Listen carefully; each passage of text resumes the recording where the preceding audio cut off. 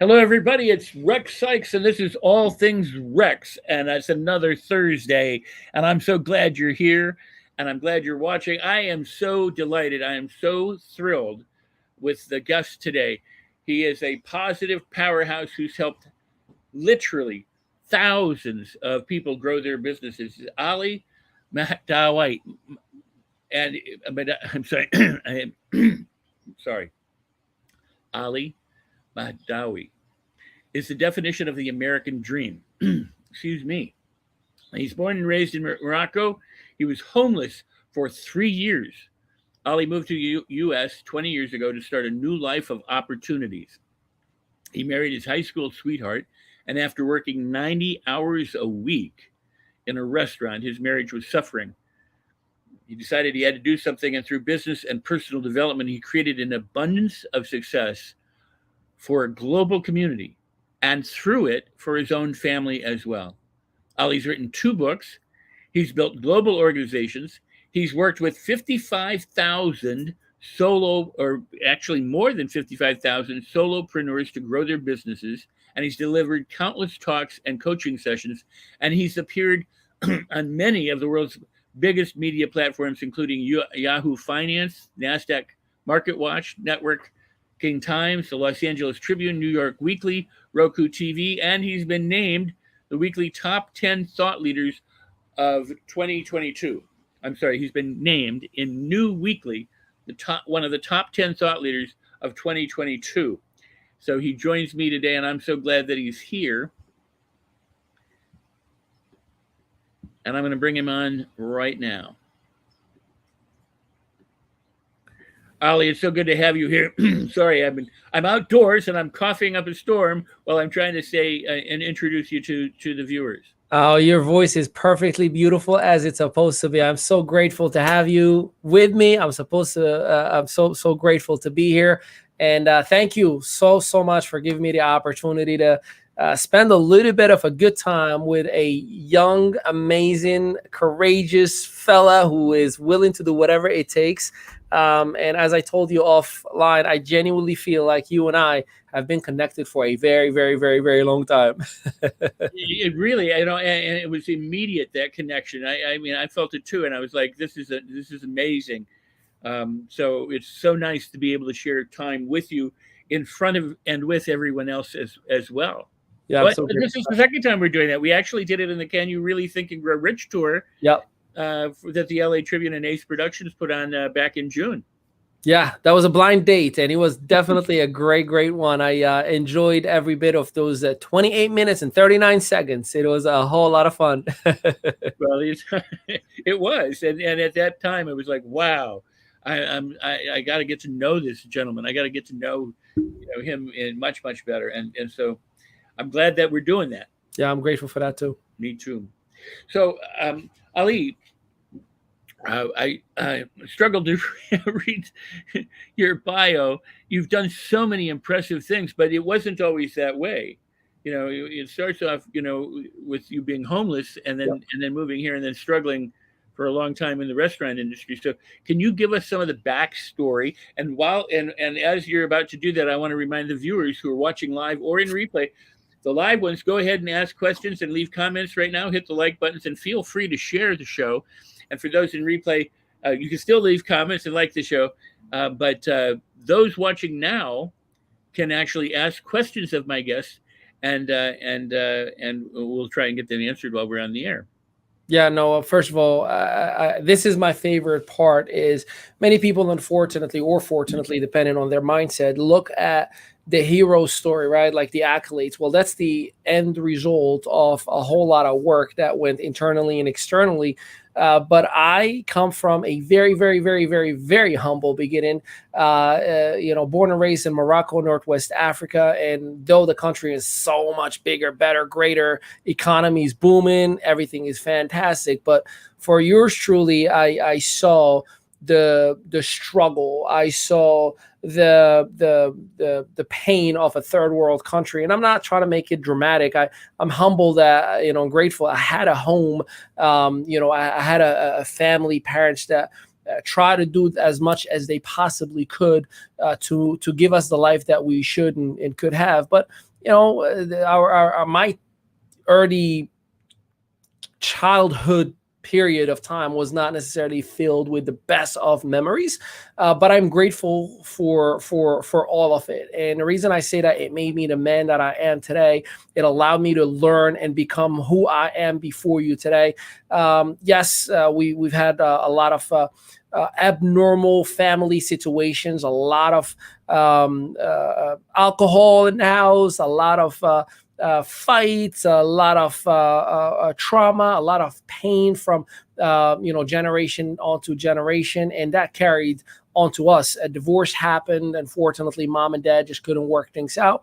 But that led for mom to come to the United States, which is amazing. Thank God. If that hadn't happened, I wouldn't be here before you today. And it led for us to stay with dad and my stepmom, which I'm grateful for her, because I believe she tried to do the best that she could, thinking, knowing what she could have done, though it might not have looked that way in my eyes at the time, because I was attached to my mom. I was attached to a mother that is no longer next to her young man, her child of at the time 8 years old.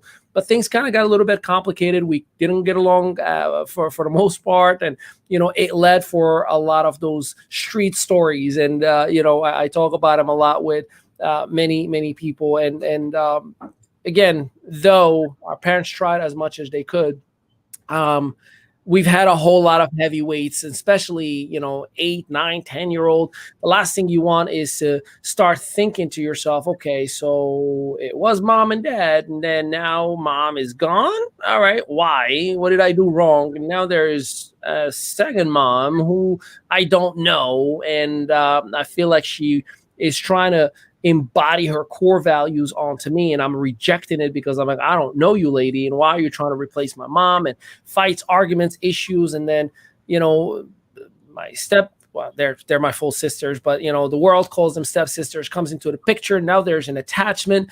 Then we come to the United States in 2002, and all of a sudden that little bit of bond that started to eventually develop. Okay, so let me get this straight. Now there is no more dad and mom too. Now there is mom. How you been? I haven't talked to you in 4 years. And then there's this guy named stepdad, which is dad here in America. I'm like, okay, so you now are the new dad. So there was a lot of confusion and a lot of self-inflicted hatred because, with the divorce specifically, there was a lot of tennis ball played with the children, where the children would be in the middle, thrown to hurt the other parent, and we hear that stories a lot, to the point that I got really, really, really miserably desperate, in a deep depression. When I was 19 years old, I attempted to take my life. I took every single pill that I could because my head was only saying, if your own parents were throwing you left and right, if your own parents left you behind, if your own parents abandoned you, if your own father left you when you were 7, almost 8, to remarry and start all over again and left you behind, if your own mom went to the United States of America and left you behind in the third world. So it was a lot of that victim mindset that I was within. But within that, there was beauty. I remember, Morocco, you gotta figure out how to hustle. And my brother and I would have this the ability to go to the beach where there are tents and a lot of tourists. And you would have all these tourists that speak different languages.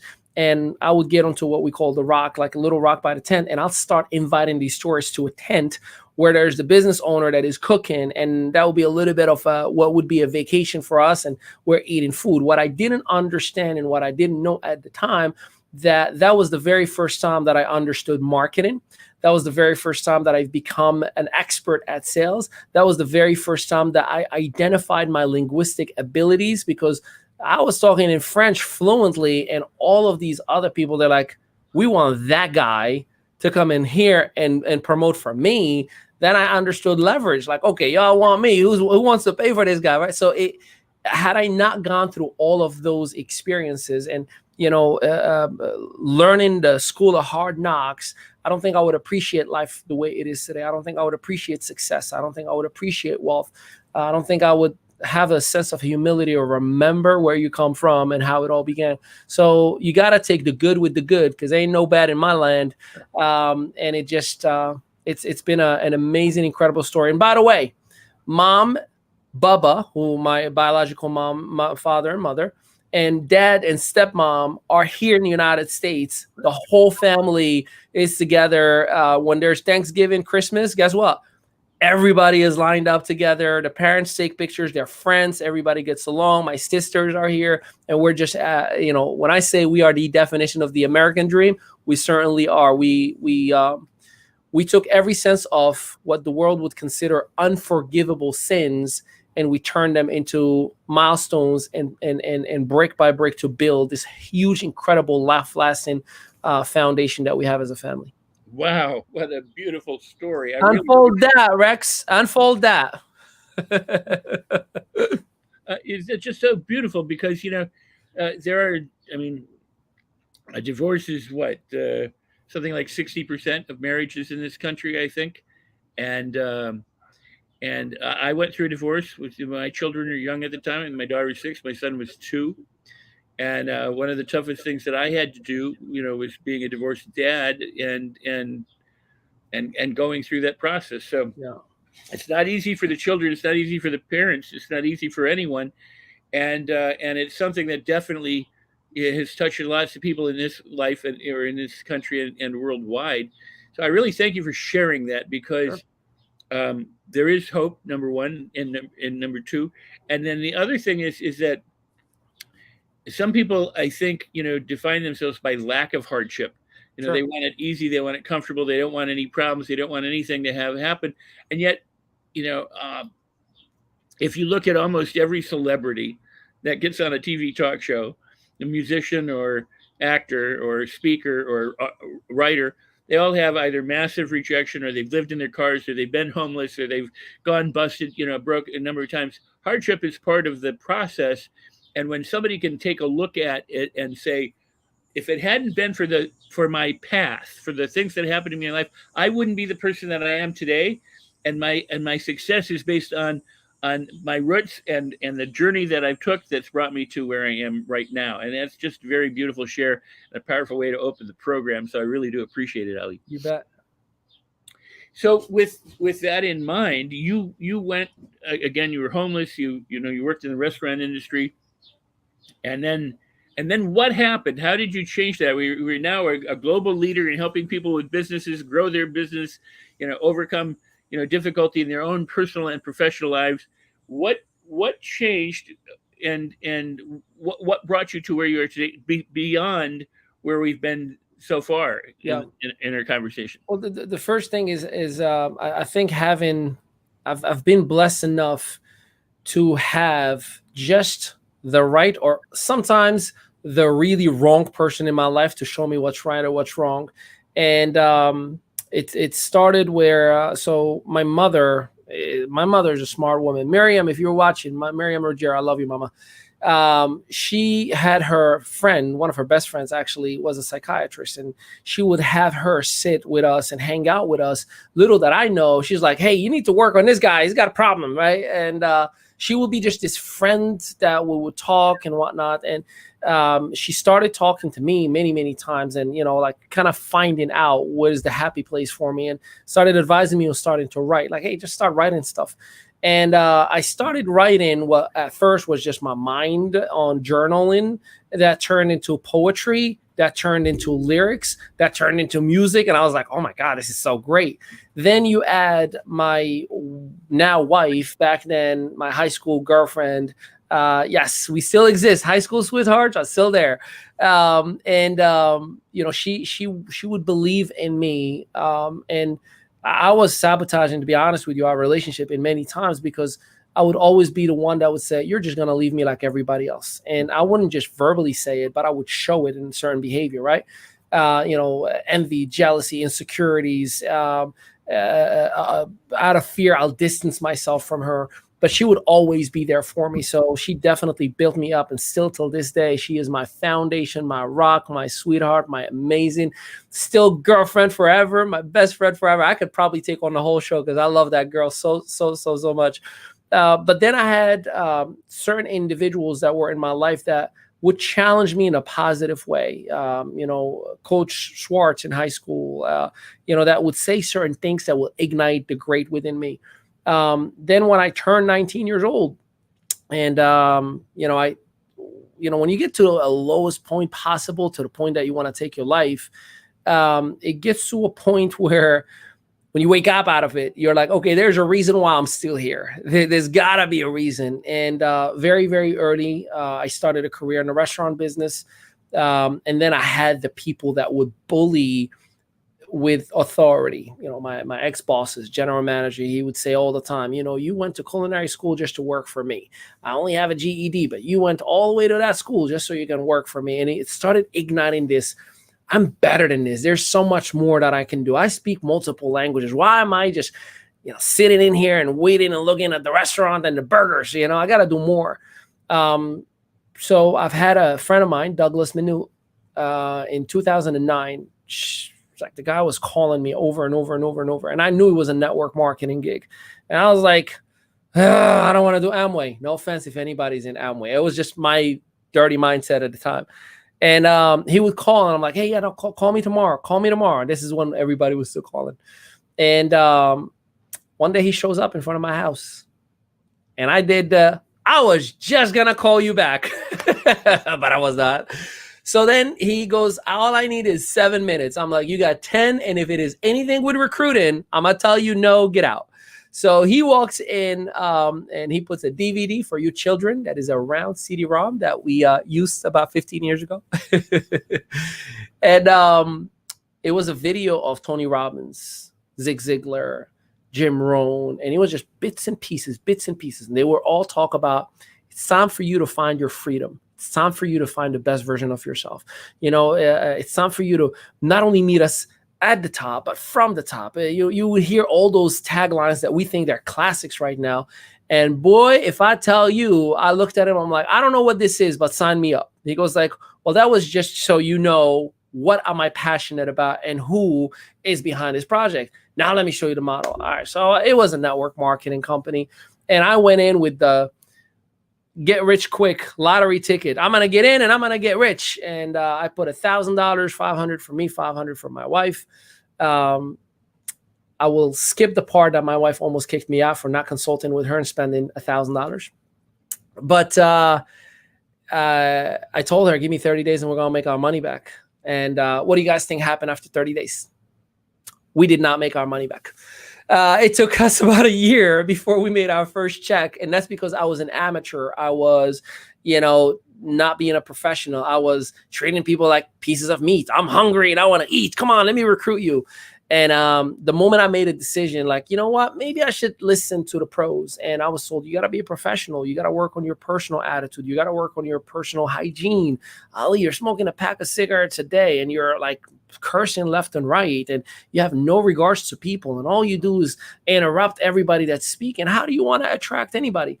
And that was the reality check for me when I realized, you know what? All right, I know who I am, and I'm going to bring that version out of me. And that was really in 2010, the very first time that I've made a decision. I'm growing up now, and I'm going to keep on growing forever because this kid is never stopping. And that's where really the journey began. And I did okay in network marketing. I did much better in consulting, speaking, writing books, podcasting, and all that stuff. And here we are today, 14, almost 15 years later. And I'm very proud of what we have. And I'm very proud that I see my son watching my videos every single day. While most kids watch YouTube videos with cartoons, he's watching me. And there's nothing more blissful than that. You're muted, so I guess you're getting a mug. I get a mug. That's right. I get a mug. Wow, that is beautiful. I mean, again, I would, if I had to encapsulate it, and which does in no means does it justice, but you talk about hardship, but then you also talk about this self-awareness. You get involved with something, you go, I'm going to make my money in 30 days. It takes about a year to do it, but you have the presence of mind to do a self-assessment, to become self-aware, and go, how do I need to improve? Not how is the world wrong or how is that supposed to change, but how do I change? And so from hardship and from self-assessment, you said, I did okay in network marketing, but I did better in the speaking and the consulting and the authoring and the podcast. And so how did you go from there into like consulting? Because there are a lot of people out here watching the show right now. And by the way, if you are watching the show live, be sure to ask questions and leave comments and like the show and of course share it out. And also leave comments if you're watching the replay. And when you're watching the replay, share it as well. But how did you transition then from that? You know, because a lot of people have dabbled in network marketing, not made it work. Obviously, some do, and they're very successful. But there are a lot of people out there right now that see all these promises of be a coach for $7, you know. And I gotta be really candid about that. I'm not a big fan of just be a coach because you could be. You know, I think it's kind of like some people are meant to be coaches and other people are meant to not be coaches. And just people come into seminars, they count heads and go, oh, I could make that kind of money if I were doing a seminar. They don't really have the desire to share, to teach, to present, to uplift and edify. They're just doing it because it's a cash thing. So I'll start with the end of your question. And because I did the same thing that I did with network marketing when it came to consulting and coaching. I spoke in front of 16,000 people. I can easily coach, you know, and I went about it the non-professional way, right? Like, you know, the desperate, like, hey, well, let me just coach you for 30 days and you'll see the results that I'm going to create. And they just kept on the same exact thing. So first things first, if you are a hopeful coach, mentor, my recommendation to you is study the craft. It's not about the ability to speak. It's not about reading one chapter of Think and Grow Rich and all of a sudden you're a guru on the universal laws and the law of vibration. Like, it takes a lot more than that. And the reason I am giving you more of a cautionary advice is because sooner or later you're going to get busted. Sooner or later, we're going to know, oh, you're the one-hit wonder who's singing the same song again and again and again, and you're trying to win a Grammy with it. In all sincerity, the whole space of coaching, mentoring, consulting, it requires for you to have a certain level of excellence in your mindset, a certain level of excellence in your attitude, in your activity, in your behavior, and documenting it and backing it up. Coaching is not about marketing yourself well, rather it is about documenting your results factually. And that's where there's the disconnect. A lot of people can market themselves really, really well. Okay, good. Create a course on marketing. Don't get into, I can coach you how to build a 6-figure business and 7-figure business, because you haven't quite done that just yet. And if you have, document your results. Document, like I brag about my clients. You'll never see me doing any videos talking about like, hey, my name is Ali Mehdaoui and here's what I've done. And here's how much money I made. You know, and I think that's a little bit tacky. You know, you got people now going to an ATM machine and saying, this is my bank account. Look at it. That's cute. But what do I care? That's your bank account. You're trying to entice an ignorant mindset that thinks success equates money. Well, don't get me wrong, it is part of it. But there are so many people that I know who having their kids around them, like myself, that's my $1 million right there. And then the $1 million is just a bonus. And when you have that mindset, you can definitely succeed because you are in full alignment with many universal laws and sub-laws and vibrations and elements and agreements. There's a whole lot that goes into this thing. It's not about just knowing one thing, right? So that's the very first piece. Now, as per my transition, I did the same exact thing at first. I did it all wrong. I was desperate, miserable. I started spending a lot of money on sponsor ads thinking I got this all figured out. What ended up happening is I made a little bit of money. It proved to me that I'm really good. I can do this. But then it dried out because I've become the one-hit wonder in some people's eyes. And then I made a decision. Okay, I have to up my game up. If I want to be a Tony Robbins, then I have to do what Tony Robbins is doing. Tony Robbins has 30 plus years on me. Now I have to get speed and purchase and buy into and watch and listen to and go to these seminars and start embodying the information that is aligned with my inner being. So we were talking offline earlier. I'll give you a recent example. In 2021, I listened and or read 97 books. Now, some of you are going to be like, man, that's crazy. I'm here to tell you you're crazy because your limited beliefs is telling you it's impossible. I wake up at 3:30 every single morning. I listen to books. I read a little. I write my gratitude book. I walk. I do so many things. Like some people may call them rituals. Others may call them habits. But I do certain things that have become my recipe to success. I don't sleep until 9:30, 10 o'clock, sometimes even later than that. If you say, how in the world are you operating? Naps, 20-minute power naps, baby. At least once a day. Sometimes I get two. Now, when I started to operate like many of the people that I admired and the impact that they were creating, I started realizing my cup is so empty and I thirst for all of the wisdom that there is. This year, I made a decision that I'm going to take the top 10 books that there are, in my opinion, that are aligned with who I am in my inner being. And I started reading them not once or listening to them not once, but I decided I'm going to do 6 rounds in a row and highlight and underline and listen to again. And it became my new recipe. See, the problem is so many of us will experience the one hit that goes viral. And instead of us taking the time and studying the recipe of what has gotten us into where we are, we end up saying, Mama, we made it. Let's go buy the car. Let's go buy the house. And then you go backwards. That's not a healthy mentality on anything at all. See, I live on 20% of my income. 20% of my income. I'll never forget. I appreciate her today because she taught me a lesson. The world may refer to her as a hater. I think she's a good person who just is a little bit lost. And she would walk around and tell everybody he doesn't even live in $1 million home. And I thought to myself, wow, you actually think living in $1 million home is the definition of success. For me, living on 20% of my revenue and living in an abundant way, and 80% either gets reinvested or it goes in a lot of philanthropy and a lot of things that we do that I never even talk about. Never, ever, ever. You'll never hear me about the things that I do for organizations or people or what have you. But I'm proud of that. I'm proud of that. And I believe because I've managed and figured out how to live on 20% of my income, that I keep on getting blessed again and again and again and again. And, so it was the personal growth. It was the decision to become a professional. As many of you may have heard or you have not, there's the razor edge formula. If you could just do one a little bit better than most, you can do better. We were in a company that I'm working with called Economy, and we were doing an income producing activity session, a Zoom for 90 minutes, and the whole company, let's go and we're going to connect, we're going to prospect, and we're going to help people together, the whole company. And I said, all we got to do, we're not dropping until we connect with 30 people. And there was one guy, Matthias, out of Sweden. If you're watching, I love you for what you did today.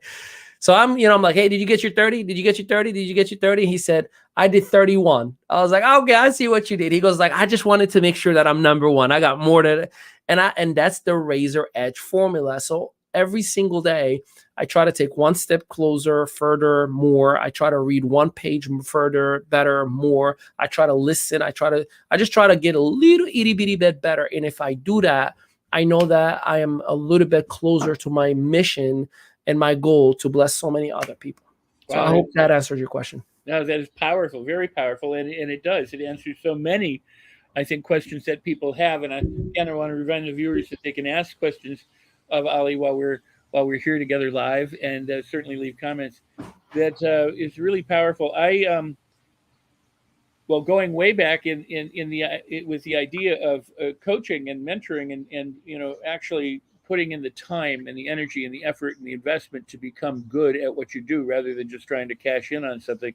I'm a huge fan of the old way of the sensei and the disciple, or the master guru relationship, or the apprenticeship that masons would have, or something like that, where you spent time as an apprentice, then you became a fellow craft, then you finally became a master at what it was that you did. And at that point, you then not every single one of them, but some of them would then be qualified to also share or impart back to apprentices.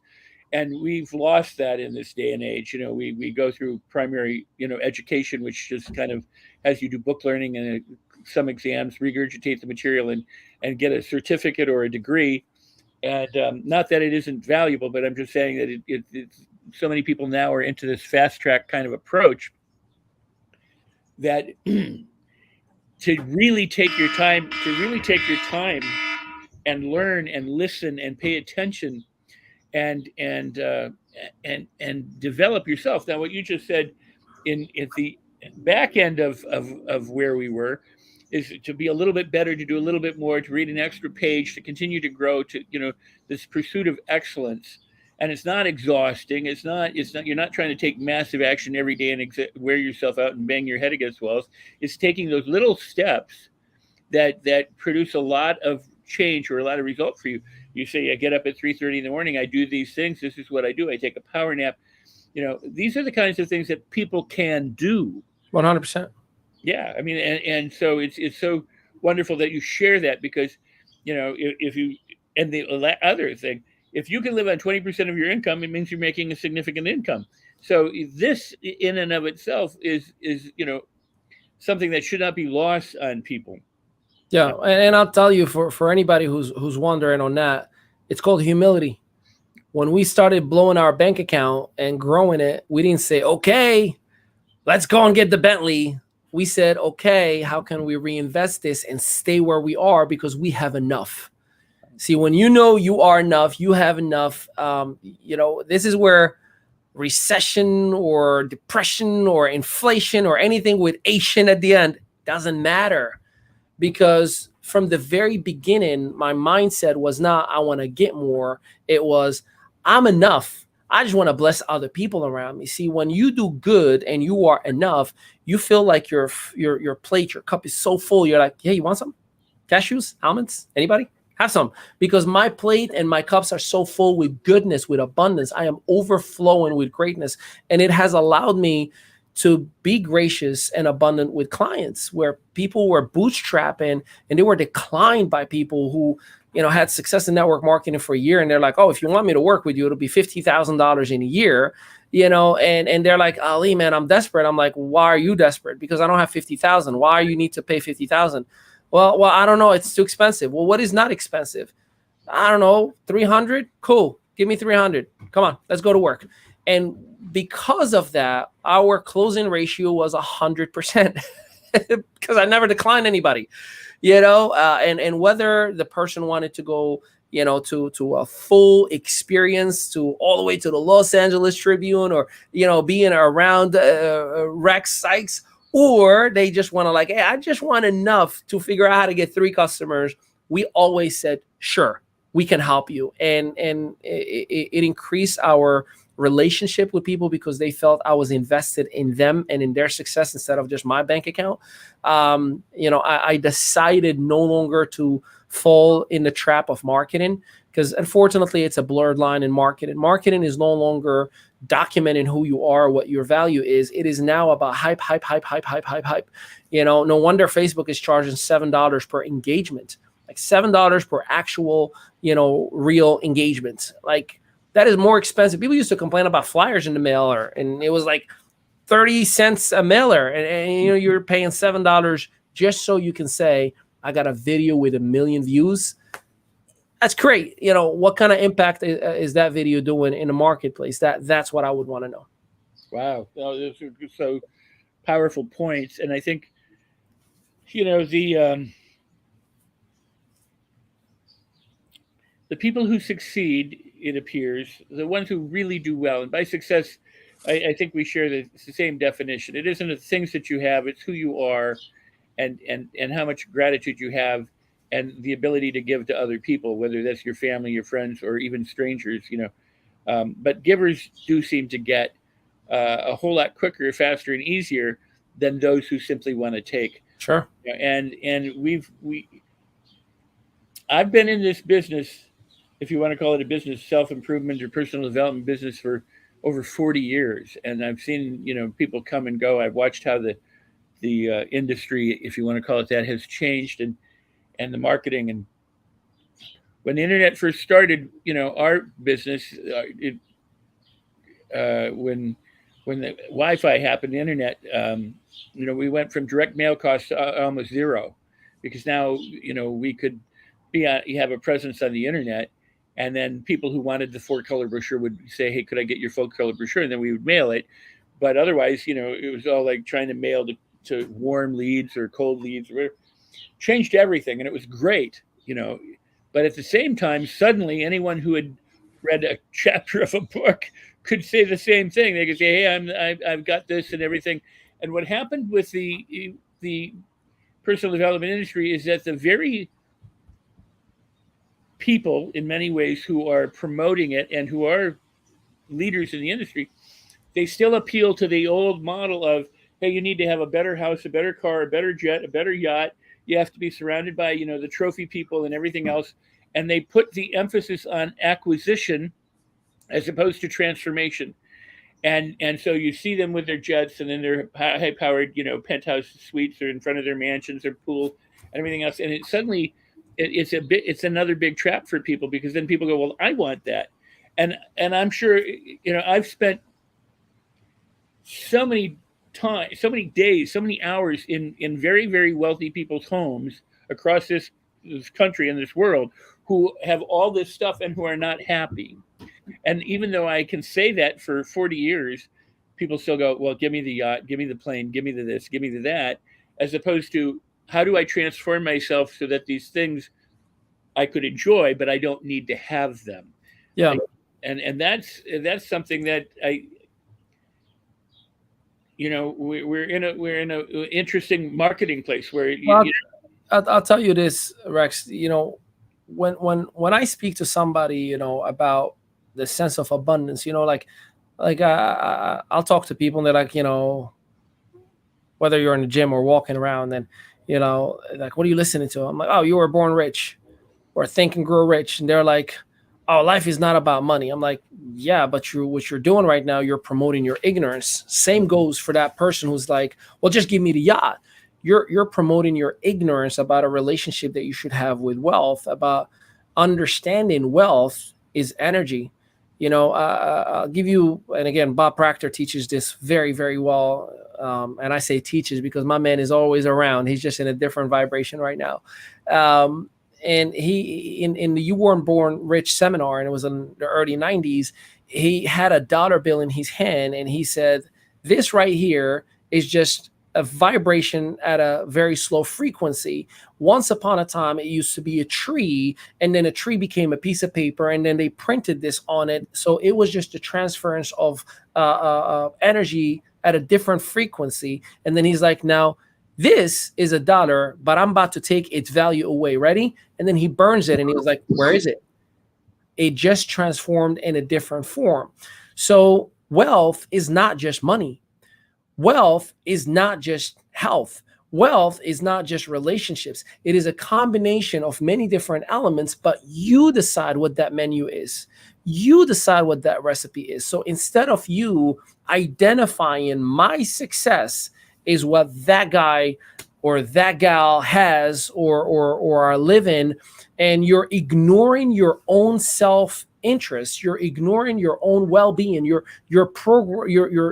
promoting to us all, I don't care about me, I want those external things. And here's what I will tell you, my friend, as long as you are seeking external things or people outside your body and spirit and self for servitude, happiness, abundance in every way, you are on your way out. You are on your way out. If you are in a relationship and you're expecting she or he is supposed to make me happy, that's called conditional love. You got an internal problem. If you are expecting that the government is supposed to make it easier for me to have a better life, that's a big, big problem. That's called dependency. You understand that, right? You wouldn't let a child just, grow up and waiting for you while they're 8 years old to eat out of your hand. You want to teach them to depend on themselves. What do you think you're doing when you are saying, I'm dependent on something or someone else? And that includes the private jet. Here's what I've learned from Abraham's teachings. See, until you are 100% satisfied with who you are and what you have in the current moments, you will not allow your blessings to come onto you, because your mindset is compromising, is emphasizing a sense of lack. What you are saying to the world and to the universe and everybody around you, I lack. When you talk about, man, I wish I had that red car, you may say, I'm trying to manifest the red car, but what you really are saying, I am miserable without that red car. So until you're happy and satisfied with who you are and what you have right here, right now, that is the moment that true gratitude comes into fruition. That's where you have the 4 elements of the law of attraction, right? Like the ask, which is honest, genuine, repetitive, internal. It doesn't have to be audible. That's where the response is immediate. Yes, there is a delay. Thank God. Because could you imagine if everything we thought came into fruition right away? You know how many people would fall flat on their face and get slapped and hit by a bus? Goodness, we are terrible people sometimes. Now you have to be happy. And then the main piece that I think all of us fall flat on is the law of allowing. You say, I wish, man, I really, really want that beautiful, hot red Ferrari, 8-cylinder, turbo style. You're talking about it, right? So the universe says, hey, fellas, let's hook him up. Let's give it to him. And then they start building because there's the delay. The bigger the ask, the bigger the timing, right? And there's okay, let's get the tires. And then you say, because the universe automatically says yes, right?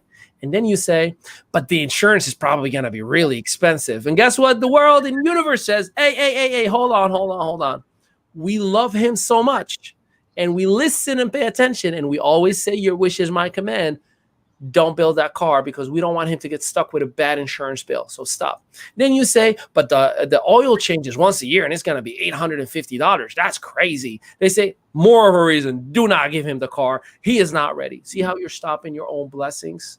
So I ask of you, stop looking at the external world and thinking that I am manifesting the private jet while intentionally inside you're saying I am desperate and miserable without it. All you're doing is you're putting emphasis on what you don't have. And the law of the universe says what you want, what you think, what you ask for, I shall give you. It is your free will and your own creation. So don't blame anybody. Just be happy with who you are. Wow, how powerful and how beautiful and how accurate. I mean, that is really, in a nutshell, you just delivered so much power there that I know people are going to have to watch this again and again and again and again because they're going to want to, because you really bringing home the goods there, Ali. But I knew you would. That's why you're here. I mean, I'm so glad to be sharing this time with you. We are going to run long. I want the viewers to know that because Ali and I have talked about this before. We're going to run a little longer than the normal show. So I'm thrilled with that. Ali, what I'm going to do now, though, is take a break. They're going to do a word from our sponsor, the Los Angeles Tribune. Mo Rock, CEO and publisher of the Los Angeles Tribune,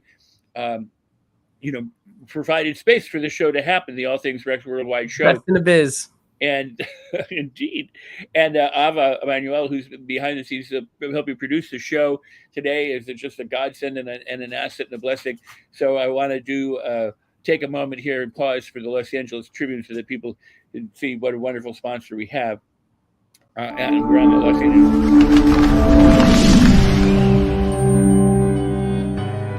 Welcome to the Los Angeles Tribune page. Here you will find original news programming, exclusive digital events, and shows that are directly from the community. At the Los Angeles Tribune, we believe in giving a voice to the voiceless.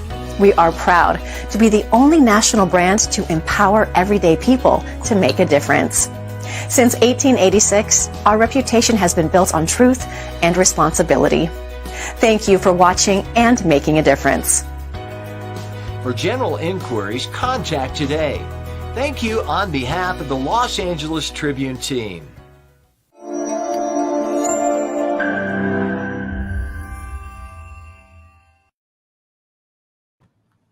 Welcome back. You're with me and my guest, Ali Mehdaoui. I'm so sorry, sir.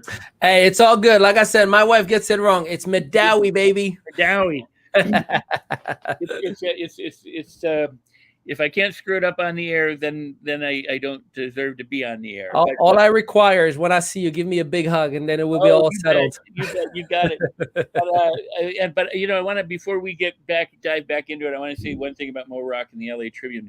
There are a lot of news outlets out there that will bring you the news all around the world, and certainly the Los Angeles Tribune does that. But the prime mission and directive of Mo Rock, the CEO, the publisher of the LA Tribune, is to provide this kind of opportunity for people to develop themselves personally, spiritually, professionally, mentally, emotionally, and physically, to bring good news to the people and an inspiring and motivational word, so that it represents, a first, especially in the field of journalism, to have a positive outlook on things as opposed to just, the daily news. So I really appreciate that and thank that.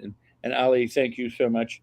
And but I would like to ask, this is really powerful, and I don't want to skirt over any of the powerful things that you mentioned, but what I also do want to make sure that we include is the idea that a lot of people are trying to build a business, and they don't understand either marketing, they don't understand sales or income, productivity, income active. I can't even talk today. Income producing activities. Thank you so much. You rescued me there. Excuse me. So, how do you, for people who've started a business, or they're starting a business, or even now they have a business, but they've hit that glass ceiling, fairly early on, and they don't know how to scale it. They don't know how to go further with it and actually produce income, and so that they could live off of 20% of their, their income. What are some suggestions or tips or first steps that they need to address so that they can begin to move forward? Yeah. So first things first, find your passion. You gotta be so in love with it, so mesmerized with it. You gotta be the new version of Edwin C. Barnes. I'm here to be an associate of Thomas A. Edison. I'm not here to do anything else, but I got no money in my pocket, and I'm looking like somebody who should be in the mail room, but I'm going to be, his associate. And guess what he ended up doing? Built by Thomas A. Edison, installed by Edwin C. Barnes, right? He ended up making it happen. So I am so in love with what I do. You have no idea. I love it so much. I do it for free. I will walk around, and my wife, like, she does the here we go again. That's the hint. Like, he's on. I look for every opportunity to bless and share my wisdom, because I don't think it's a coincidence that God has blessed me with the ability to speak 5 international languages. I don't think it's a coincidence that I've been able to do the things that I've done in 5 different continents. I think there's a reason for that. And when you identify that I have a bigger purpose than just me accumulating things, you become passionate. You become so crazy in love with it. So find whatever it is that you are in love with, and then monetize it, because you will never quit on what you are in love with. Otherwise, you never were in love with it in the first place. It was just something you got accustomed to, and that's about it. 2, you got to make sure that if you don't know the ropes of the very fundamentals of your business, get somebody who does. I'll tell you what I did. I went to many people. Think about it like this. Here's an analogy I'm going to give you. Let's say Rex is a chef of a world-renowned restaurant. And I'm going to go to him and say, I love your restaurant. How much can I pay you for your recipe book? And maybe if you can spend the next 90 days, allow me to just shadow you in your own restaurant. And Rex may be that person that I really needed to have in my life. He'd say, okay, listen, kid, it's going to cost this much to have my recipe book. And yes, you can shadow me for the next 90 days. And I'm going to just keep on copying and learning, apply, fail. He's going to yell at me a couple of times, get your act together. And I'm going to eventually figure it out. And then I'm going to open my own, right? Most people, instead of doing that, they will actually rather, go under the table where Rex is cooking and saying, here comes the crumbs. Wait for it. Oh, I'm tasting pepper. I think that was pepper. No, that was a sponge. That wasn't pepper. So that's YouTube. We go to free videos, which there's nothing wrong with having an idea of how to initiate something. There's no problem with a how-to quick fix. But if you think a business plan is a YouTube video after YouTube video, my man, my sister, I gotta tell you, you got a problem. So there are 4 main things that I want to advise you right now to work on, or we call them the 3x4. There's 3 and then 4 things. The very first thing is simply this. You got to identify, who do you help? Who do you help? Is it entrepreneurs? Is it moms? Is it dads? Is it athletes? Is it the elderly? Is it the youth? Is it nonprofits? Who do you help specifically? Number 2, you got to identify, how do you help them? Now, the how is not the result. It's not by making them rich. It's not by building their business. That's the end result. I'm asking you, what is the tool? by providing processes, by providing systems through live training, through group coaching, through individual coaching, through modules. What is the how? What is the physical tool, the hammer and the screwdriver? What is the tool? Identify that. Number 3, you got to identify what is the result that you're going to create for them. I'll give you an example of what that's going to sound like. You ready? Hi, my name is Ali Mehdaoui, and I work with struggling entrepreneurs to leverage social media and the digital space to create brand equity and revenue.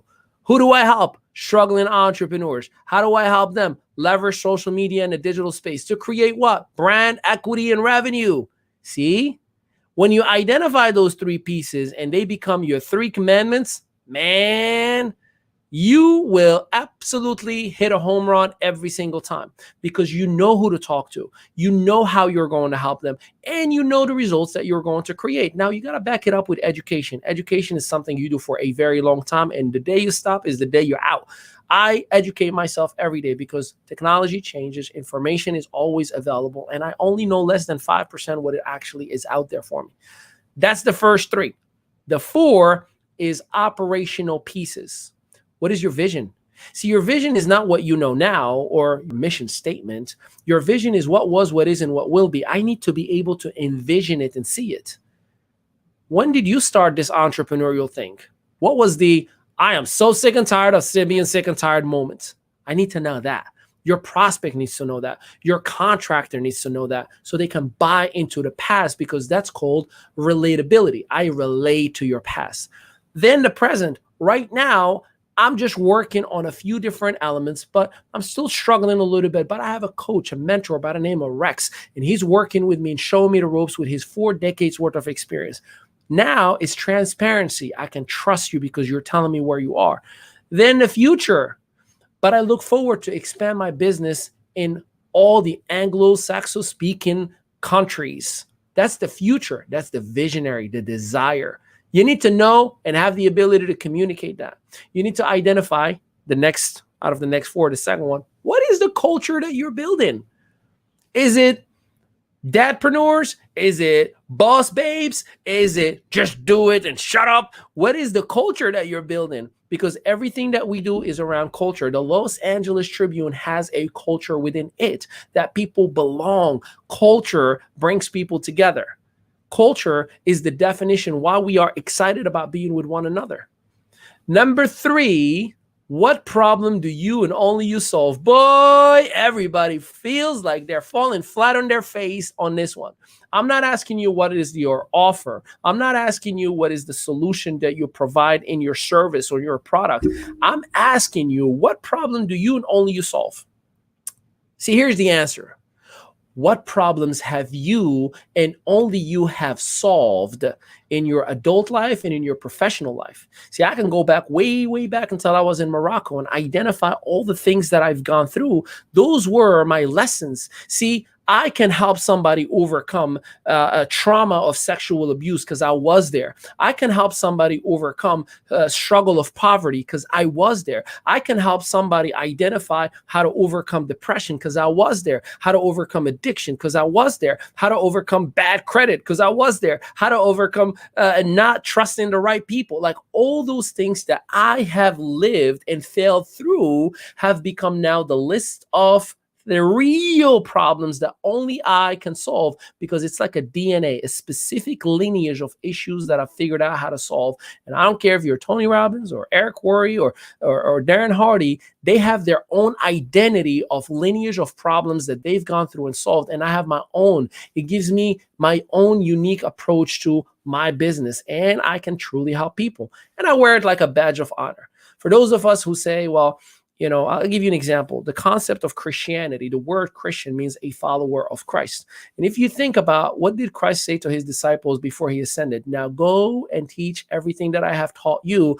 Then go teach everything that I have taught you. Then baptize in the name of the Father, Son, and the Holy Spirit. But guess what they were teaching? All the struggles that every one of them, including Christ, has gone through in order to create the next generation of believers, in order to create the next generation of that theology side of things, right? But that's a different conversation for another day. My point being, you need to take a pride moment and say, I love me with everything. Now, the last piece, this is a bonus, and I'll give you the answer. Do you operate on a budget? The answer's got to be yes. If you don't, you need a mentor to get you right on a budget. Rex? Wow. Talk about delivering. And I want to encourage the viewers too. If you have questions for Ali, please go ahead and ask, put them in the chat room or put them right there at the Los Angeles Tribune Facebook page. And we'll be sure to ask Ali while we're together. That is fantastic, because what you've done is you take it and you broken it down and made it readily understandable and applicable for people, especially when you went through what are the talents that I have, or what are the skills that I have, what have I done that I solved that I could help somebody else do. Because I think a lot of people sit and they just go, I don't know what I'm good at, and they try to be good at things that they're not really interested in. But for all the things that they could fix and have fixed, and or for all the stuff that they are passionate about, I mean, you just, you not only knocked it out of the ballpark, but you knocked it out of the ballpark and circled the globe. That was really... I was Michael Jordan right now. I think I just got my 6th ring, right? Indeed. That is really wonderful. So on top of that, then these income producing activities, what is it? How do people, because I don't think a lot of people understand what an income producing activity is in a business. What do we have to do on a daily, weekly, monthly, yearly basis in order to move forward, to target deadlines or target, amounts of money that we want to work for. Sure. I mean, there should be some form of representation that people have so that they know they're working for something and then accomplishing it. Because a lot of people kind of get out there and spin their wheels in all sorts of directions, and they make $1 one day, and then they don't make anything for 3 weeks, and then they make $20 in 3 weeks. How do you recommend for people to engage in income producing activities on a daily or weekly basis, so that they can produce the kind of results they'd like to? So I'll give you the mindset, and then I'll give you the practical side of it. There are 3 mental fortitudes that you must have: clarity, certainty, and consistency. Right. So you got to have clarity of what is in front of me, or rather, let me start with certainty. I got to know, like I know this is it. This is the vehicle that's not going to down me in the middle of the highway. This is the vehicle that's going to get me there. I don't care if it's the prettiest, but I'll be certain this is it, right? This is the engine that I need to have. That's the very first piece. If you don't, you need to, again, reevaluate your passion, your love for what you do, and reach out to mentors. Reach out to somebody who may be doing what you're doing, and you say, can you evaluate this for me? Can you take an inventory? Am I on the right track or am I not, right? The clarity piece is the how. Like, how am I going to develop this? This is where a business plan needs to be handy. This is where, again, mentor, somebody that's going to give you guidance. You want to learn how to trade, you need a professional trader. You want to know how to build a network, you need a professional networker. You want to know how to market, you need a professional marketer. And in many cases, the successful ones would literally like lend you a hand. And I do a thing where I tell everybody, like, I'll meet with you for 20 minutes just for a meet and greet, and I'll give you everything like I'm doing with you right now. And wherever we go, we go. The last piece is consistency. Now, clarity and certainty, you may get mentorship on that. Consistency is 100% on you. I don't care if you tell me I don't love sales. That's on you. You have to work through that and figure it out. And by the way, if you don't love sales, you don't belong in business. And I say that in a respectful manner. You may consider bringing a second half in your business that will be so passionate about sales that they overcome the lack of, right? Like, you need somebody you're yin to yang, because sales is essentially what brings the cash flow. And if there's no cash flow, you have no business. You have a hobby, a very expensive one at that. So you have to figure out, and the reason I think most people don't like sales is personal growth. They don't want to be rejected. They feel shy. They don't want to be intimidated. And it's just personal growth. So if you say or have an ounce of feeling that you don't like sales, you need personal growth, ridiculous, dramatic personal growth.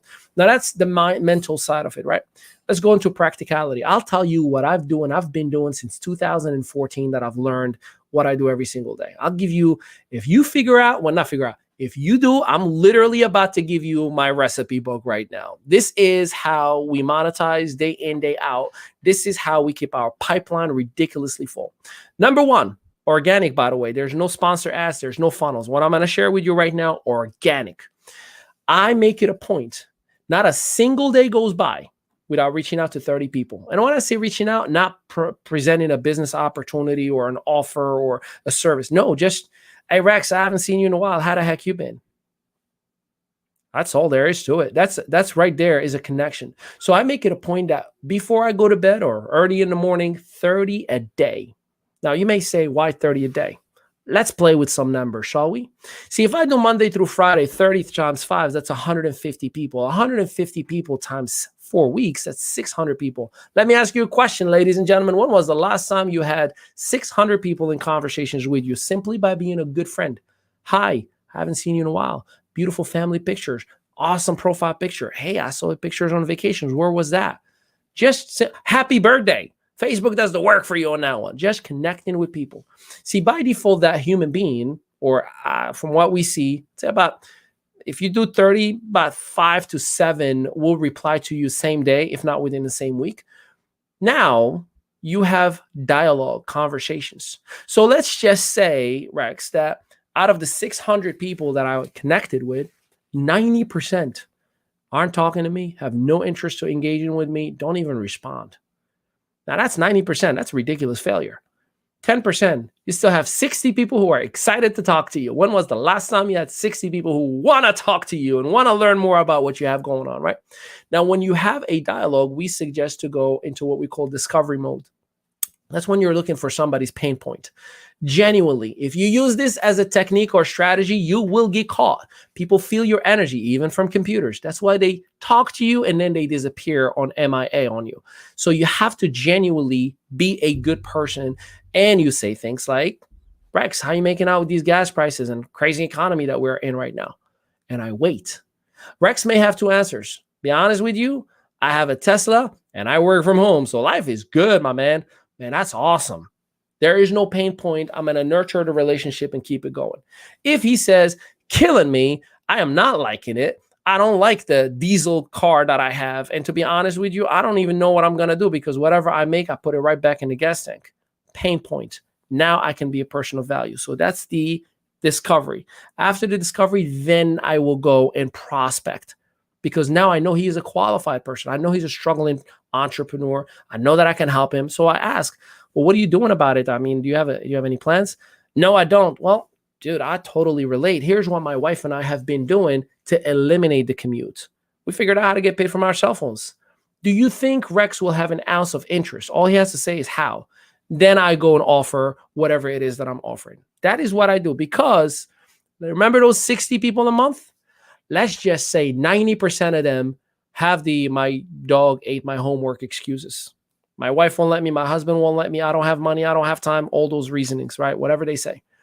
I still have 6 new clients every month, personal enrollments, whether I'm in a network, whether I'm high tickets, whatever it may be. 6 individuals. If I have an affiliate program, I'll teach those 6 people to do the same. 6 times 6 is 36. That's month 2. Let's drop 16 of them. They quit. I say I have 20. 20 times 6, month 3, 120. Let's drop 20 of them who quit. 100 times 6, month 4, 600. Let's see, I can keep on going on and on and on and on and on. It works only and only if you consistently do. I hope that gives you all what you needed. Wow. Yeah, again, you got a 7th ring there if you're Michael Jordan. All right, I'll take it. I went Brady on you. Well, because the beautiful part about this is that you make it so practical, that people, and so simple that people can understand. Because a lot of people, I mean, even myself included, we tend to think that there's got to be something else, or that we're missing things, or that that it's hard, and that's a mindset issue. I mean, that's where we haven't bothered to learn what's really required. And what you're saying here is, look, here it is, kind of like in a nutshell. Here's what you need to think. Here's how you need to think it. Here's what you need to do. Here's how you need to do it. Now go do it. And for a lot of people, what do you say to those people who go, yeah, I know I should do it and I could do it, but they just don't get around to doing it? Knowledge is never power unless it's applied. So it comes down to you are what you eat, you are what you listen to, you are who you hang with, and where you are right now is not per se a bad place, because I'm not the one to judge you, because you may be extremely, extremely happy, right? I just think that sometimes there are powers over us, and sometimes we go in the mystical, non-physical, like, oh, there are powers that are controlling me, and sometimes it's just you just don't have a mirror in front of you. Like, if you're happy with the way you look in the mirror, and if you're happy with your bank account, man, more power to you. God bless. I love you. I am so happy that you're happy, and I am what I am, and you are what you are, and I am happy with what I am. Therefore, I will be happy for what you are. But if there is an ounce of lack of satisfaction in any area in your life, you have to ask yourself, is it what I'm listening to? Is it what I'm watching? Is it who I have around me? Because it is always influence. Everything we are is influence.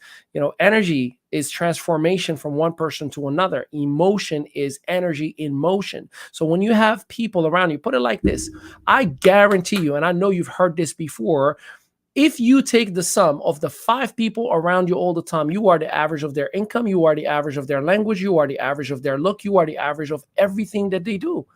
And man, it was a reality check for me. And I'll tell you this, I remember the day that I decided on quitting smoking cigarettes. I was 27 years old. My wife hated it. I used to hide loose cigarettes all over the house so she never finds the pack and throw it out. And it was my 27th birthday. A buddy of mine, Eric Waltner, sitting next to me, like, Eric, let me get a cigarette. He's like, you crazy? Your wife will murder me. I'm like, just give me a cigarette. We're outside in the backyard. He's like, nope. I grabbed the pack. I light it up. And what do you know? Who's coming around? My wife. Ali, are you serious? So the Leo macho man that I am, babe, this will be the last cigarette I'll ever smoke. Now, mind you, unfortunately, because of where I was and how I grew up, my first cigarette was given to me when I was 11 years old. And I've been having cigarettes since. So here's the good news. I'm 37. 4 days ago, I turned 37. Though I look like 26, I know. I have never touched a cigarette since that day that I told my wife, this is the last cigarette that I'll ever smoke. Now, you know what's the interesting thing? Everybody was in that party was a smoker. You know what they did to me all night? Because I was bringing cigarettes and saying, like, smell it, smell it, smell it. Give him another drink and see. He'll have another one. And they were egging me on over. And you know why? They realized somebody just made a decision to clean up. Somebody just made a decision. So I started calling them out without even saying anything. They're like, now I'm the one who's going to smell and look like this. No offense if you're a smoker. I love you. I'm just telling you my experience and my world. But evaluate who's around you. And the moment you make a change and they retaliate, man, that's a sign you are on your way to greatness. Wow. And wow.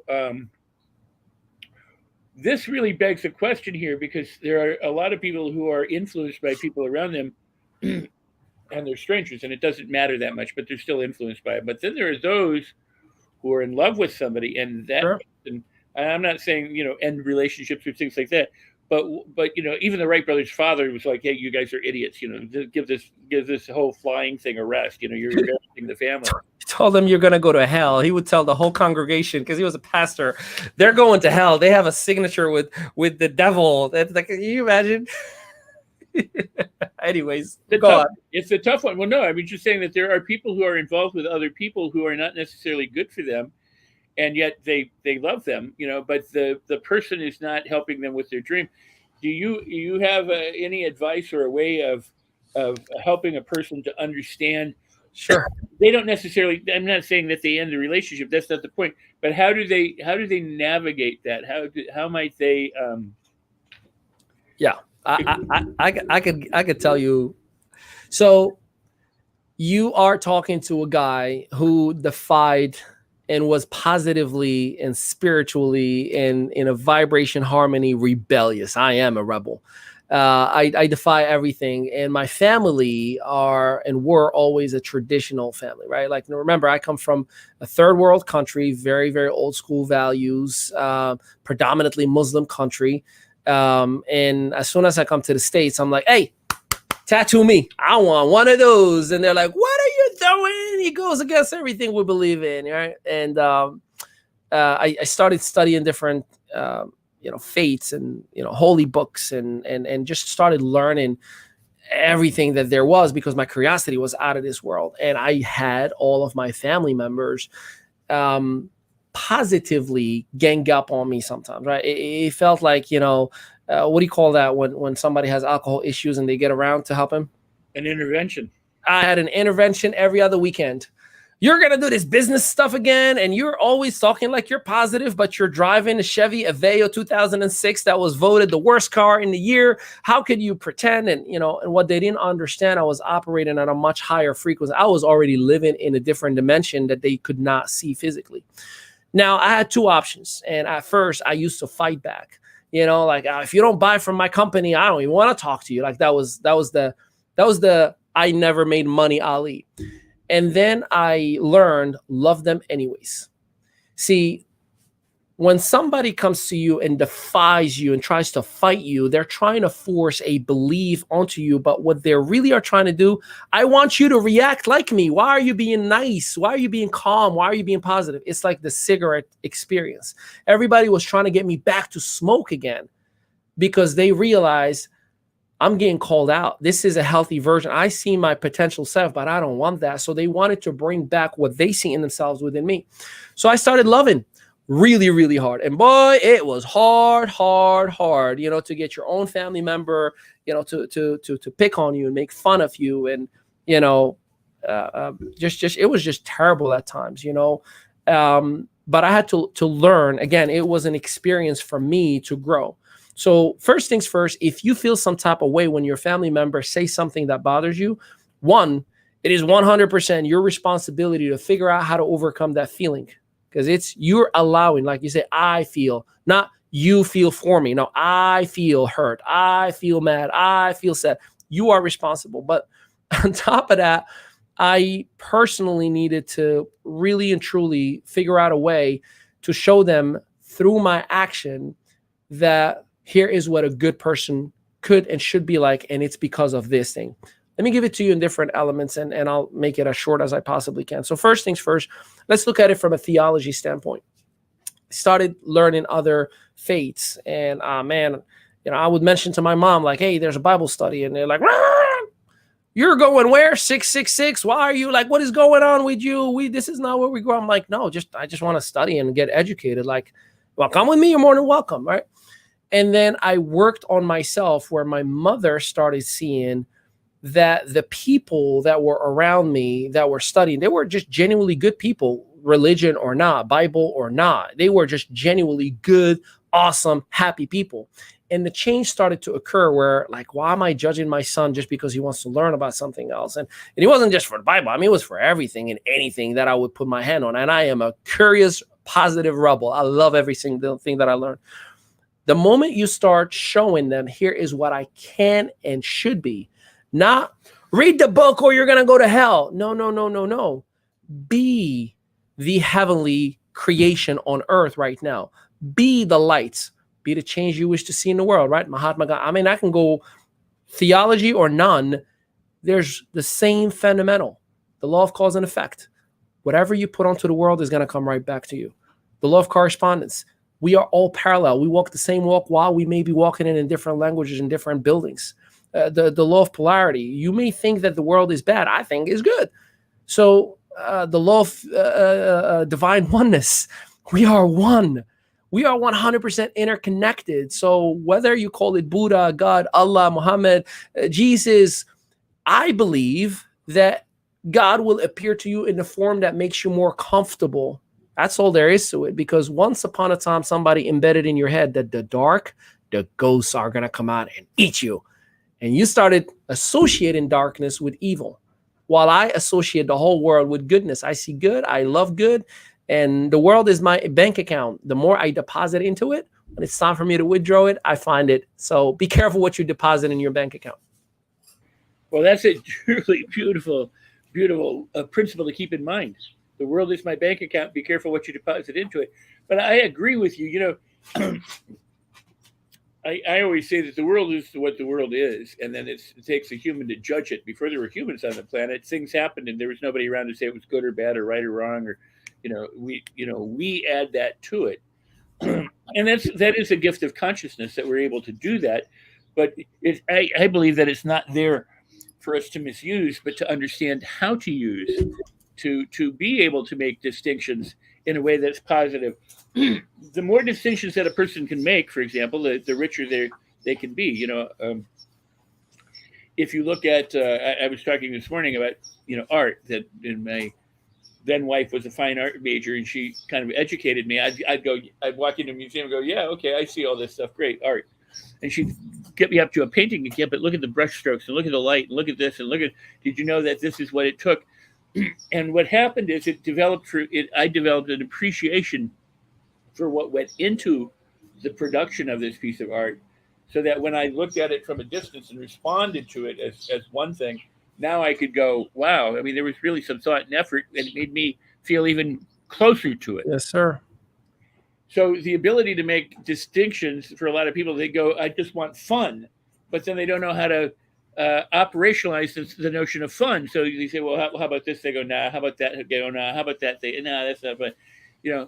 Learning how to have the big picture, but also have the nuts and bolts, both sides of that kind of equation, make for a richer life. And a lot of people kind of throw one out for the other. They never seem to be able to embrace it all. The world is incredibly beautiful. I argue that the world is, the universe is increasing and expanding. And while it is, there's also entropy. It's also collapsing and falling apart. But that's all part of the increase that's going on. It's a good thing, and what people miss is well, they don't miss, but they focus on what they are most able to notice. And that's what's given to them through media, through social media, through the opinions of other people and things like that. When you say, who's surrounding you, what are you reading, who are you listening to, what are those kinds of things? Yep. They're filling themselves up with these sources instead of going and looking at the world and going, wow, there's all this beauty, there's all these great things, there's all, that's where the distinctions, the ability to find good in all of it really makes an incredible difference. So that you can look at the situation, even though the things are going on in the world, it really is good. It's all part of something that is bigger than us, and where we focus is where the issue tends to be. So I if I may piggyback on that too, like, please. Again, it's a matter of awareness or ignorance. Yeah, that's all there is to it. Like, I'll tell you one of the things that I had to work through. Many of you see, like, I have a skin condition that's called vitiligo, right? Like, you see some different pigmentation, and I used to really be shy. I would do a whole seminar like this with my hands in my pocket, because as I'm walking, people are looking at your hand, and I get uncomfortable the whole time. And it hit me one day. I've been married and with my fiance at the time, and with my girlfriend since high school. And she thinks I'm the sexiest piece of meat that's ever walked on this earth. And here I am walking around in front of people that I probably will never see ever again. I would never be in the same bed with. And I'm worried and I'm hiding. And it was just me projecting on the world what I think I lack. Therefore, we hear it all the time. There's beauty in the eyes of the beholder. And I believe that, again, I believe heaven is here as much as it is in the non-physical, right? It is 100% the law of correspondence. It all coexists. I believe, and again, these are my beliefs, and they made me happy. I've been very, very, very happy. I believe that each and every single one of us has a sense of space of the amount of education. I'll give you one law that I finally understood: the law of relativity. And that's the sucky law, by the way. That's the one we don't like. And that states that you must have problems in order to be happy. Just think about it like this. You are in math class. The teacher in algebra says, Ali, do you want to solve this problem for us? And then I have to figure out how to solve the problem. And then when I solve it, I circle it and I feel like a genius. What did I do? I created neurons so we operate at a much higher frequency. See, when the universe is throwing little tough things on you, imagine it as an invisible person that is walking by you. And when you mastered a sense of vision in somewhat of a dim light room, the universe takes a stick and like, okay, it's time to teach him a new lesson. And they wave it right across the face and you get hit. Oh man, that really hurt. That's the pain point. That's the problem. That's the bill behind. That's the company that didn't work out or what have you. So you can now be prepared and operate at a higher frequency. So when you're walking in that same room, like, I remember this. And then you get to that same spot and you just lean. You're like, oh man, I got this. And you start operating at a much higher frequency. So when a problem operates, don't look at it as a bad thing. Look at it as, aha. You're preparing me for the highest frequency. You're preparing me for the better, greater things in life. Most of us, and we go back to the law of allowing, we go from, I'm manifesting greatness in the universe, like, oh, let me prepare you for greatness if you really want to prepare for it, because I'm about to throw some rocks, sticks, and everything, so you are able to go at a higher space. And then what? This sucks. Everything doesn't work. My car is not backing up. You're operating on a much lower frequency. Now you lost all of that momentum that you were carrying. So I hope that makes sense. Oh, beautiful. Absolutely beautiful. There's the notion that things don't happen to us, they happen for us. Correct. And I'm going to argue that people happen for us too. Early in our discussion, you said, the wrong people are the people who have gifted me, or words thereabout. And I think that's so true. So often people are, they complain about the people around them being the ones that hold them back or hold them down. And I'm like, that's a total blessing for you. That Yes, is sir. the universe going, hey, I'm delivering you something as a gift through this person. So. Without a doubt. And we can go on and on and on. We said it the very first day we met, and I genuinely am grateful for this conversation, because I believe there is not enough of us on this world to be bold enough and I would even dare to say courageous enough to get in somebody's face and say, hey, you're better than this. Wake up, because, if there were more of us who would just have this healthy conversation. Look at us. We've been together for an hour and 20 minutes and not a single moment there was a negative thing that came out of our mouths. And even if we've mentioned our past with anything that was somewhat negative into it, we used it as a stepping stone. So the world that we live in today may look like there are a lot of problems in it, but you know what I see? The world is preparing us to all operate at a much higher frequency. Do you understand that in 2008, we had a recession and it became the creation of Twitter, Facebook, Airbnb, Uber? You want me to go on and on and on? They're all about $1 trillion company. It's happening all over again. So instead of you saying inflation, recession, company, whatever, guess what? The world is telling you, I'm throwing you home runs here, buddy. I'm throwing you layups. What are you doing? You missed 2008. You complained, oh, only if I knew about Bitcoin back then. All right, you know about it now. Bitcoin went backwards all the way to 23,000 as of today. It was 67,000 3 months ago. What are you doing? The world is saying, I'll give you a reset. You missed it once, don't miss it again. We all talk about the pandemic in 2019, the pandemic. Do you understand that there was another pandemic in 1919? And you know what difference was then? Because in New York in 1919, the Spanish influenza lasted less than 30 days. Let me repeat this. Without the technology that we have today, without the hospitals and the advancements we have today, less than 30 days, Spanish influenza was out of New York. And it was still the capital of the world back then. Do you know what the difference was? The mayor of New York then called all the local papers and he said, please do not make extreme hyperboles and headlines about the pandemic. Otherwise, we will have a problem we will never get rid of. You know what happened? No one talked about it. People started focusing on what they wanted versus what they didn't want, and they removed it in 30 days. We're still talking about it today, 2.5 years later. Do you know why? Because that's what you're focusing on. Stop feeding your brain what you don't want, and what you want will appear right before you. You may call it coincidence. I call it your creation. God, that is beautiful. Wow, that is so beautiful and so powerful. And that, let me bring it, I hate to bring it just back to business, but because it's all about transformation, both personal and professional. Yes, sir. We mentioned earlier, too, about the people who didn't like sales.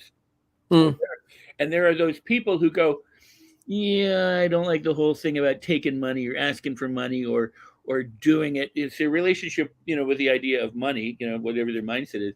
But so instead of making offers or the income producing activities, um,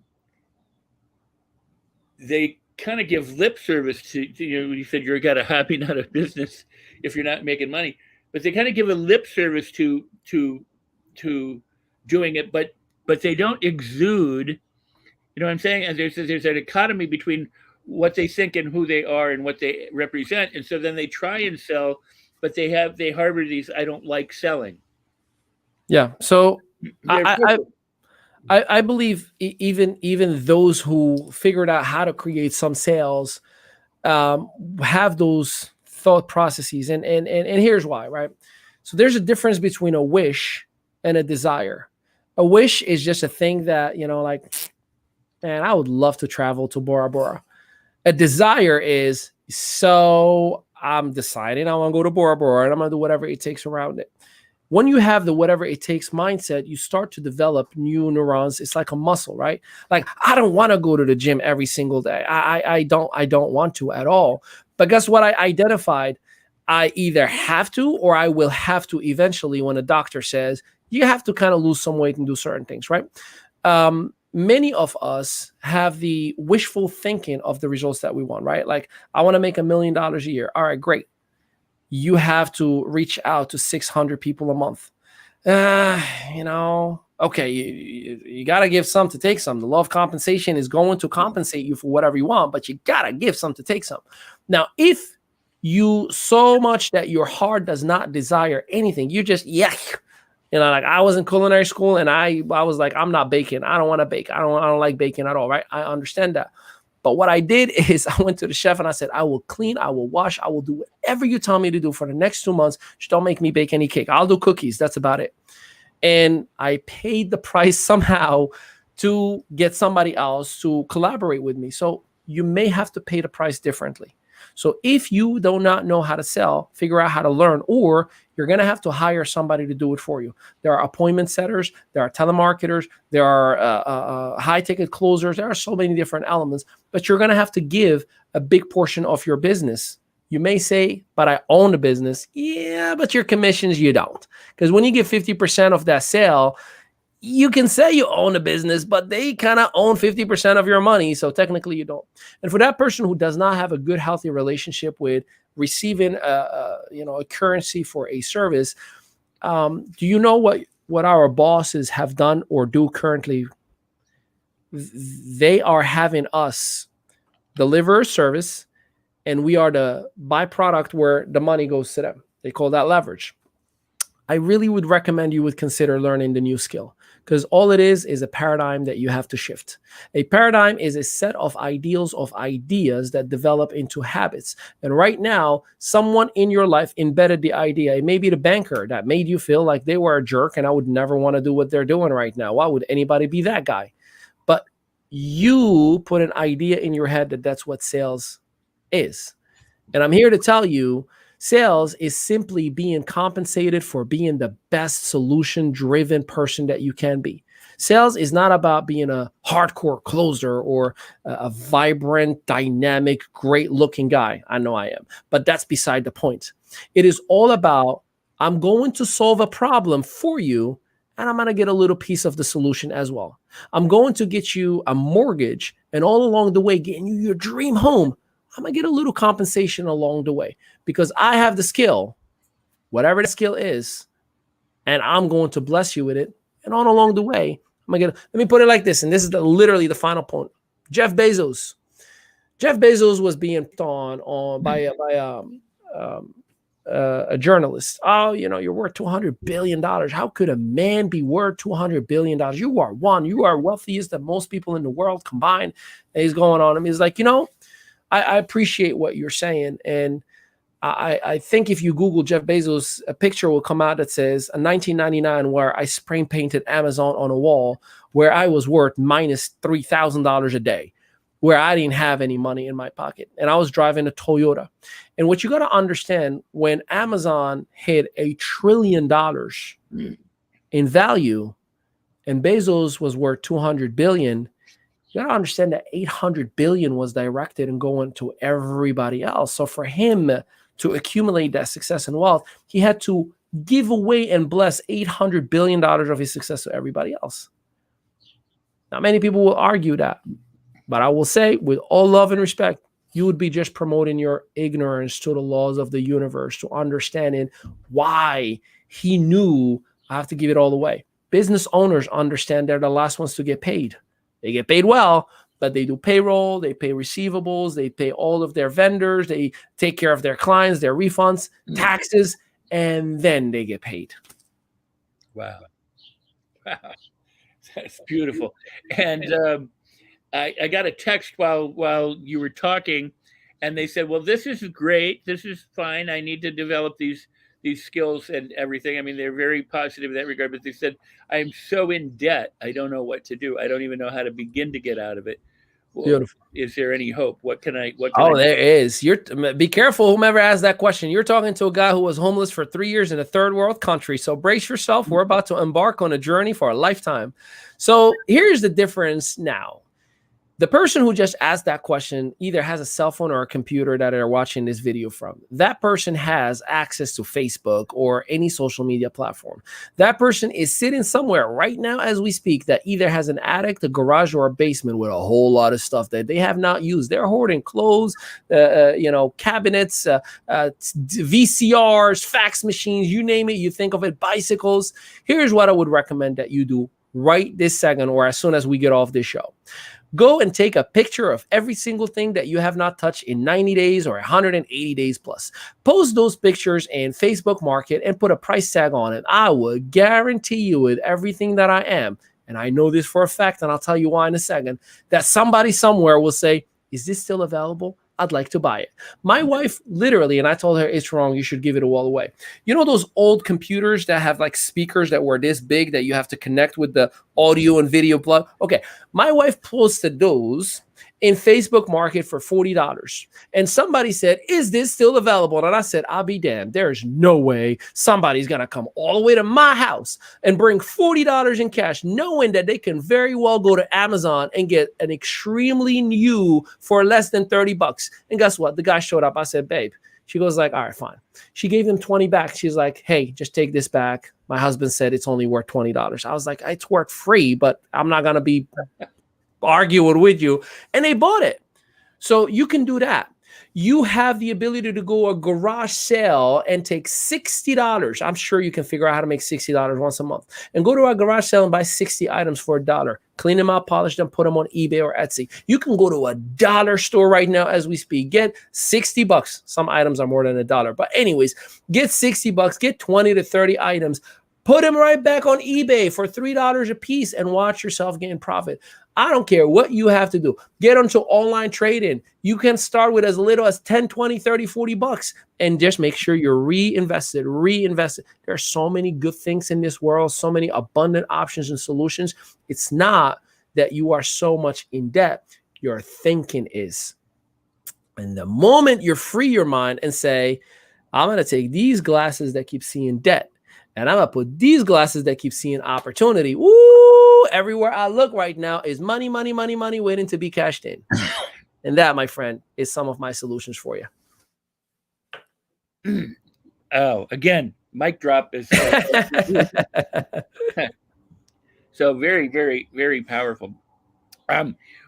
We've got maybe about 10 or 15 minutes left, and then we'll have to part ways. Although, we could literally do this for a week straight. At least a week straight.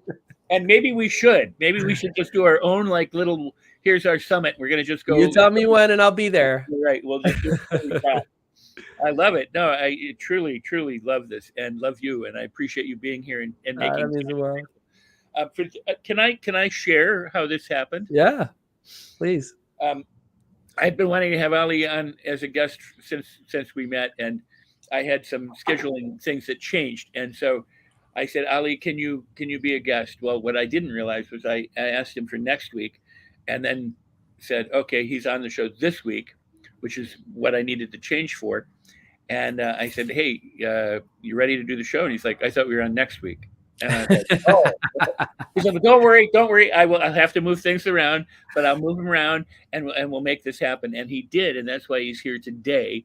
And I can't tell you how grateful I am that you did that. Oh, you bet. Because it truly is meaningful. And I feel it, when you cleared your calendar or your schedule to be here to share with the viewers. It's truly wonderful. You bet. So in the remaining, you dropped so much value. By the way, check out I Am Media. That is your website, correct? Is that IAM.media, yeah. And whatever, in any social media platform. And please, I am begging you, if we connect, it isn't for me to sell you anything. Just reach out, because if I have the time, I give you my word. I'll give you everything you need to know. I will give you so much that you will fall in love with Ali, because I think there's plenty of us to eat. And there's plenty of plates. So my plate is full. Get another plate and start digging in, buddy. We got this. And I'm here to help. I'm here to serve. If we do business at any point, shape, form, or capacity, great. If we don't, great. There's plenty of us to be taken care of. And I think, all I'm asking you is pay it forward to somebody else. That's all. Wow. Well, I hope that the right people take you up on that, because that is truly both generous and a legitimate offer. That is beautiful. So thank you. In the 10 or 12, 13, I guess 15 minutes that we've got remaining, about 13 minutes, I just want to give you the floor for any final thoughts or anything that you would like to share that's near and dear to your heart that you'd like to express that maybe you haven't yet. But you've given so much away. It's already. So, yeah, I got 97 books still in me. So I I'll tell you this. We started this conversation with I am the definition of the dream, and I've lived every sense of, I believe, what could be considered, trauma and pain and what people look at as failure. And if I've learned anything, and I'm grateful for my life in every single sense, is one, everything is love. Whether from a vibrational standpoint, it's the most powerful sense of energy.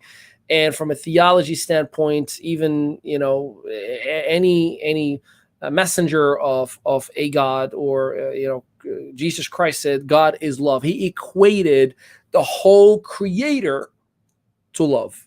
So do everything with love. And if there's an ounce that lacks, you got to look within and work on personal growth. I work on personal growth, not because it sounds good for speaking engagements, not because it makes me feel cool to talk about the different laws of the universe, but because I know I have the ability to move the ether like this. Now, it may be a delay in the motion depending on how big it is and depending on how many co-creators I allow into that project, right? Like right now, each and every one of us are co-creators. We exist in one space, in one element, and whatever you're thinking about is impacting what I'm thinking about. Whatever Rex is thinking about is impacting what I'm thinking about. And we are all using these different motions and frequencies to create something, right? Vibration, the perpetual transmutation of energy. Like we're transforming something from something else. We're embedding ideas that are going to become activities. That's how thoughts become things. But you need to educate yourself.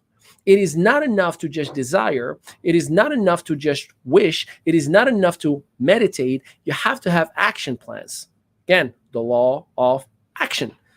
Therefore, the door shall be open to you, but you must walk into it. And you may walk into the wrong door first because the law of relativity. You got to get hit and you're like, oh, I got in the wrong door. Walk out and go try another one. But you have to take action, and you have to continually, keyword, continually educate yourself. It is not enough to read a book once forever. Education is to induce, nurture, and grow from within. Education is not a graduation system. It's not, okay, I got my bachelor degree, I'm done. No, buddy, that education that you got is practical education. You need specialized education, and specialized education only comes from the school of hard knocks, only comes from true passion, only comes from desire, only comes from intention, only comes from inspiration, not motivation. Motivation expires. Inspiration is an inside job. I clean the floor, you see me, you get inspired, and you clean your side of the floor. Inspiration is something that we create from within. You have the ability to create anything that you want. And God knows I am the definition of it. I am the example of it.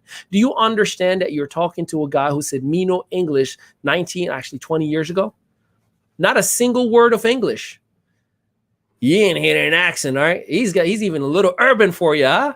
See, you're talking to a guy who had every sense of adversity pushed onto him. He's had every sense of family member that I wanted to retire out of their jobs and put them in traditional businesses. When things got tough, they bailed, and I got stuck by the bills. I got stuck with thousands and tens of thousands of dollars of bills. You're talking to a guy who believes wholeheartedly that the world that we're in is okay, is healthy, is good. And that is not a popular statement because of your paradigm. Because what you see is what you eat, is what you embed, what you put in your body. You believe the stuff that is pushed onto you. My hope, my mission is to remind you how great you are, is to remind you how connected to higher power you are, whether from a theology standpoint or whether from a vibration standpoint. You got to understand, you 100% are in alignment. You are a co-creator of divine. Every faith claimed it. We were created in the image of God. Now, that does not mean I'm going to create myself and say that I am a God. That's the wrong thinking. Remember, humble yourself, relax, sit down. That means that I've been given faculties that are extension of that higher power. And when I have perfect alignment, when I understand the different laws of the universe and I operate within the code, the alignment happens where now I and the creator are in creation mode. Whatever we put our mind into, as long as it has humility, as long as it has genuine approach to it, as long as it's for serving others, for the well-being, I get blessed as well. Remember when I said this life is a bank account? I am just a trust fund manager. And the creator said, I'm going to bless you with a fat bank account. And as long as you're blessing everybody, you can get a little piece for you too. Most people, unfortunately, say, I want it for me only and me only. But guess what? Everybody else you're attracting as well. They say, I want a piece of that. And everybody's taking out of everybody. Everybody's scamming. Everybody's robbing. But that's your world, not mine. See, I have a bubble that I create around me, an invisible bubble. And within that bubble, there's pure love, greatness, happiness, joy, abundance. And don't get me wrong. Every now and then, there's a knucklehead that will walk in and do something bad. And I'm like, not allowed. And I'll move him right out. I remind myself that that person came into my life to remind me that I have to operate at a higher frequency because there are more people that I can help. And why? To so many of you, this may sound like woo-woo, cray-cray. You're right. That's your world, and you chose to live in it. And many others are going to say, man, this has been an inspirational, life-changing experience. You're right. Welcome to the co-creation world. You and I are now living in it. And there are three emotions that are going to happen. The very first one, many of you are going to accept this information and apply it. And you're going to experience change with consistency, with certainty and clarity. Many others are going to ignore this information. This was just another show like any sports show that or the news network that you've been watching. Hey, God bless. When you're ready, you will be ready. I am not here to judge. And there are many others who are going to reject it. Now, that is a deliberate choice that you're going to have to live by. No matter what choice you are, life is good. And we're going to keep on creating greatness. I love you. I appreciate you. And you might really not know it, but I mean it when I say I love you. And I can't wait to meet you in person and give you the biggest hug ever. Appreciate you, Rex. Wow, Ali. I wish, you could, I wish we had to open up the mics and give a shout out. But you know how the viewers can do that? They can do it by commenting and sharing and spreading the word and feeding it forward to other people by making the show get out and have a further reach. So that's what you can do if you appreciate what Ali has brought to us today, and I sure do. And we're going to have to close in just a moment or two, but wow, Thank you so much. And I do think we really should do like an Ali and Rex summit, and figure out how many days of the week we can take. You let me know when, and I'll be there. We'll figure that out. That's the deal. And so I just appreciate it. I love you. I love everything that you've shared, and I'm so happy that you did that. Please do go ahead and check out im.media, and connect with Ali, and I know you'll be glad that you did. I want to thank you, my friend. We'll say goodbye to you here officially. Hang out for a moment or two, and I'll be right back. I've got to close out the show. But thank you so much for all that you brought today, and for who you are, how you show up, and the love that you have for life and for each and every person on the world. I mean, you're truly a blessing. Thank you. You're too kind. I just speak truth, Ali. I just speak the truth. Then I deserve it all. You deserve it all. Absolutely. So I'll see you in just a moment, but thank you so much for being here. Wow. Again, Ali Mehdaoui. Oh, geez. I cannot believe I did that again. Ali Mehdaoui. Okay. Got it. Wow. Excuse me. Thank you so much. And thank you for being here. And thank you for watching. And next week I have another guest, and I want you to show up.